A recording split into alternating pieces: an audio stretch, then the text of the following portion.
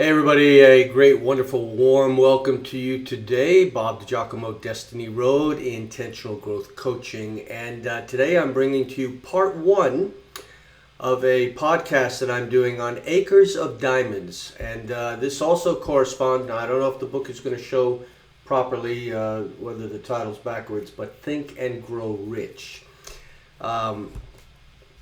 These are some definite courses that I do offer, but most importantly, I just want to bring you information over the next two podcasts, and then of course you can make a decision on your own. Needless to say, though, I would certainly recommend that you play these two parts over and over and over.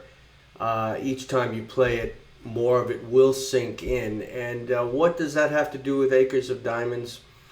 Well, a lot of times we think we need to go look somewhere else for what it is that we're looking for when actually things are right there in front of us. But I don't want to let the cat out of the bag too soon, even though I've just given you the moral to the story. But just over a century ago, and we're going to be talking a little bit about a guy by the name of Russell Conwell, Conwell, should you wish to Google Russell Conwell.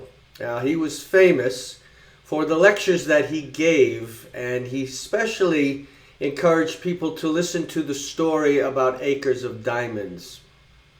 And he was born in 1843, and actually during the American Civil War, the U.S. Civil War, he served as a captain in the Union Army. He studied law and eventually became a Baptist minister and a very popular public speaker. And yes, you guessed it, Acres of Diamonds was his most famous talk, which he delivered well over 6,000 times. In fact, one could say he was probably one of the original motivational speakers that we're so famously listening to these days.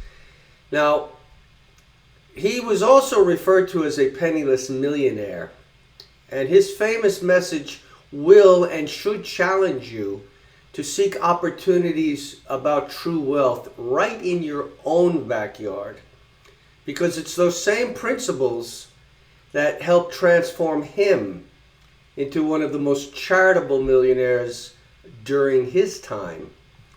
And as I mentioned in my opening, he was a Baptist minister, first president of Temple University, and again, he also served as a captain during the American Civil War. And when the 10-year reunion of the war came about and he met with his former troops, he delivered this Acres of Diamonds speech, and he was asked to deliver this speech over and over so many times. The proceeds from the ticket sales paid for his travel and his accommodations, but the money that was left over, and there was quite a bit of it, would go on to pay for the education of nearly 2,000 students. So at the heart of this Acres of Diamonds speech was a parable that he heard while he was traveling through present-day Iraq back in 1870. That would be the 19th century, okay? And the story goes something like this. There was once a wealthy man named Ali Hafid who lived not far from the river Indus, the Indus River. And he was contented because he was wealthy, and wealthy because he was contented. One day a priest visited Ali Hafid and told him about diamonds. And Ali Hafid had heard all about diamonds and how much they were worth. And then he went to bed that night a poor man. Now, he hadn't lost anything, but he was poor because he became discontented, and discontented because he feared he was poor. So Ali Hafid sold his farm, left his family, and traveled to Palestine and then to Europe searching for these diamonds. And he didn't find them. His health and his wealth failed him, and he was dejected, and eventually he cast himself into the sea. One day, the man who had purchased Ali Hafid's farm found a curious sparkling stone in a stream that cut through his land. Yes, it was a diamond. And digging produced more diamonds, acres of diamonds, in fact. And this, according to the parable, was the discovery of the famed diamonds of Golconda. Now, you may have heard this story being cast in several different countries, but this is the original Acres of Diamonds story. And he reinforces, Conwell for that matter, reinforces his point of the story by telling another story of a mineralogist who sold his home to hunt for wealthy mines. His home, of course, was soon found to be atop a huge fortune in silver. So the moral is that attaining wealth is only a matter of exploring what is close at hand. So I ask you, are you one of those people who look for diamonds in faraway places? Faraway places. Strange sounding, lads. Is the grass greener there? Is there an opportunity in front of you all this time that you are not seeing? Have you taken stock of your life lately? And perhaps there are diamonds just sitting outside your back door. Now, I'm not suggesting that you go out and get a shovel and start digging up your backyard. But there are acres of diamonds sitting in your backyard. In fact, each of us is right in the middle of our own acres of diamonds.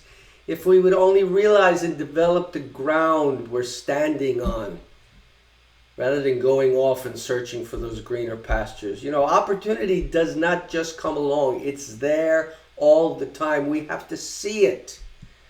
Coincidences don't happen coincidentally. And in life, if we go searching for something, we should know what something, quote unquote, looks like, smells like, tastes like, so that we can recognize it when we find it. Before we give up what we already have, make sure that what we're getting into is already better than what we already have. And I've got a few steps here I'm going to go into. As I said, this is part one of a two-part podcast. So firstly, I'm sure you've all heard, especially if you consider yourself to be religious, that money is the root of all evil. Well, I dare say that I'm going to challenge you, if you feel that way, to go and read the Bible, and you will find out that it doesn't say money is the root of all evil. It says the love of money is the root of all evil. The love of money is the root of all evil, not the money, the love for the money itself. I wonder if some of you out there are going to squeeze that dollar bill until the eagle starts to squeal. But wait a minute, we're in a modern day, and I don't know how many of you actually carry cash around with you anymore. But you do want to know what the balance is in your bank account, don't you? And how about being successful in business? How many of you are in business that you're listening to me today? I dare say that you probably got into business to make a profit. Well, let me tell you that it is criminal to not make a profit on what you sell. Criminal. You got into business to make a profit. You need to make a profit so that you can continue to stay in business. Now, mind you, whatever profit margin you put on, that's up to you. But you've got people working for you, working under you, working with you. They do deserve to be paid for the time and effort that they put in to help your business to continue to be successful. So it is a criminal thing not to make a profit on what you're selling. And of course, you're selling things that are legal. We understand that. But how about to be successful in business, you need to get to know your customers. Yes, you need to get to know your customers. If you don't know who your customers are, what they want, what they're looking for, what they need, how will you expect to stay in business? And I guarantee you that if you don't care for your customers, you won't be in business too long.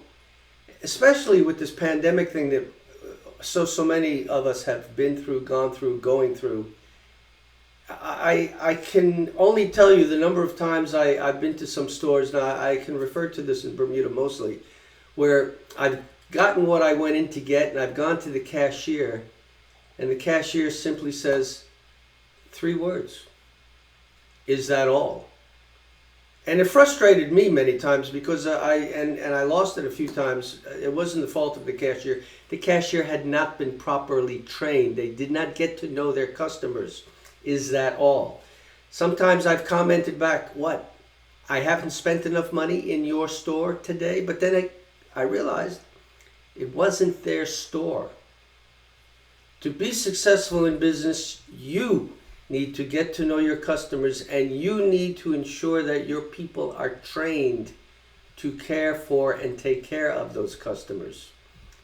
And the last thing I'm going to go into today in today's podcast, part 2 is coming right behind this one, so be sure to look out for it.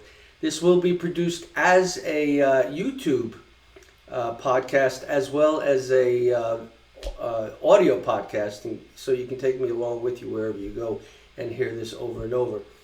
But to inherit a great amount of money is a curse, and I give that the analogy of being born with a silver spoon in your mouth.